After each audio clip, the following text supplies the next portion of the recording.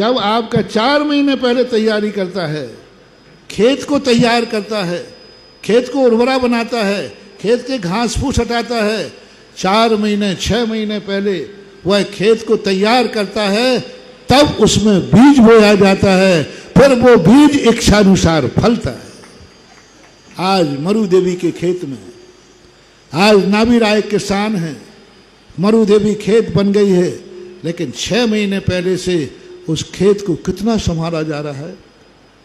56 कुमारियां उस खेत में कोई कचरा ना आ जाए, खेत में माँ के मन में कोई विकल्प ना आ जाए, माँ कोई गलत ना खा लेवे, माँ कोई गलत ना बोल लेवे, माँ के कान में कोई गलत शब्द ना पड़ जाए। अरे माँ का तो छोड़ो, पूरे कुटुंब में कोई गलत ना खा लेवे, कुटुंब में कोई गुस्सा ना कर लेवे, कुटुंब तो छोड़ो, पूरे 12 योजन की अयोध्या में कुछ गलत ना हो जाए, ये तैयारी है। कैसे हो जाते हैं फसल ऐसे? चेतन दशा में आओ, अवचेतन दशा का जन्म संसार की दशा है। सारी दुनिया अवचेतन दशा में जी रही है, अवचेतन दशा में जन्म दे रही है, अवचेतन दशा में जन्म ले रहे हो आप। देखो कितनी बड़ी चीज, 12 योजन की क्या रे, मतलब जन्म जन्म का संस्कार ये कहाँ बिगड़ जाएगा? विचार करो महानुभाव। तीर्थंकर प्रकृति का बंद करके आए, जन्म जन्म का संस्कार ही है, इसको क्या चिंता करना है? इसको कोई बिगाड़ ही नहीं सकता। नहीं, काजल की कोठरी में कैसे हूँ शयानो जाए, पर लीक लागे पर लागे है। एक काजल की कोठरी है। सौधर्म कहता है नहीं, अरे तीर्थंकर इनको क्या संभालना, इन पे क्या बुरा विचार पड़ जाएगा। नहीं, ये संसार काजल की कोठरी है। सावधानी रखो, सावधानी रखो। जाओ 56 कुमारियां, और ध्यान रखना माता को ही नहीं संभालना है, पूरे 12 योजन की पूरी अयोध्या के अंदर कोई शराब ना पी लेवे, कोई मर्डर नहीं हो जाए, कोई मांसाहार ना हो जाए, किसी की आंख में आंसू नहीं हो। क्या गजब की चीज है। छेक करके जब मैंने पढ़ के मैंने कहा कि कोई एक जीव जन्म रहा है कि तमाशा हो रहा है। एक छोटे से जीव को जन्मना है और 12 जीवन की अयोध्या में कोई की आंख में आंसू नहीं आ जाए 6 महीने पहले। अरे जन्म के बाद आए तो ठीक बात है, 6 महीने पहले कोई अयोध्या में आंसू नहीं आना चाहिए, अकाल मौत नहीं होना चाहिए, एक्सीडेंट नहीं होना चाहिए, कोरोना महामारी नहीं फैलना चाहिए, कुछ भी ऐसा नहीं फैलना चाहिए जिससे त्राही त्राही हो जाए। 6 महीने पहले से खेत की तैयारी देखो कैसे बनता है, ये खेत कैसे बनता है, और माँ की गर्भ में आते हैं भगवान कैसे आते हैं। पूरे 12 योजन की अयोध्या को किस ढंग से व्यवस्थित किया।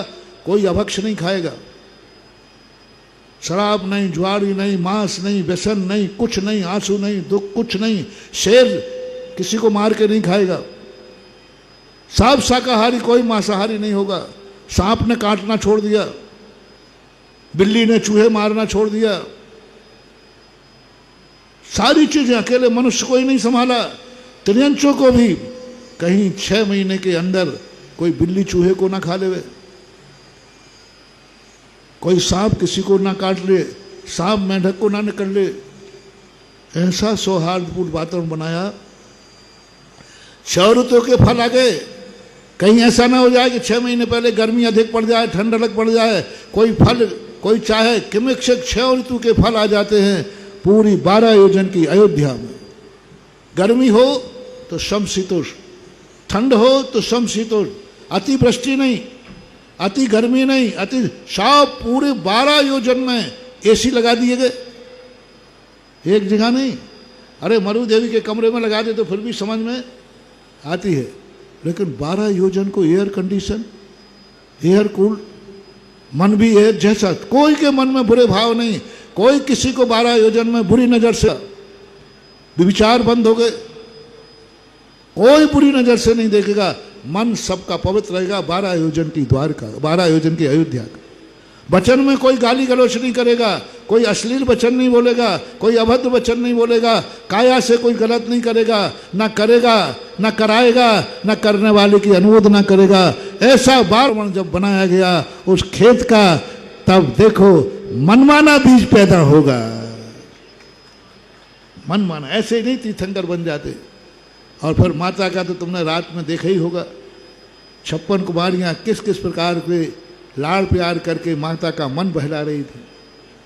किस प्रकार के 4 माता का पंखा झलती हैं, 4 माता का भोजन लाती है। ये 8 कुमारियाँ नहीं होती, 56 बहुत होती हैं। हरिवंश पुराण के अंदर 99 होती है। ऋषकवर्धी ये 8 प्रकार की होती है, इसलिए 8 बना लेते हैं, बाकी होती तो बहुत सारी, हजारों में इनके देवियाँ आती हैं उसमें।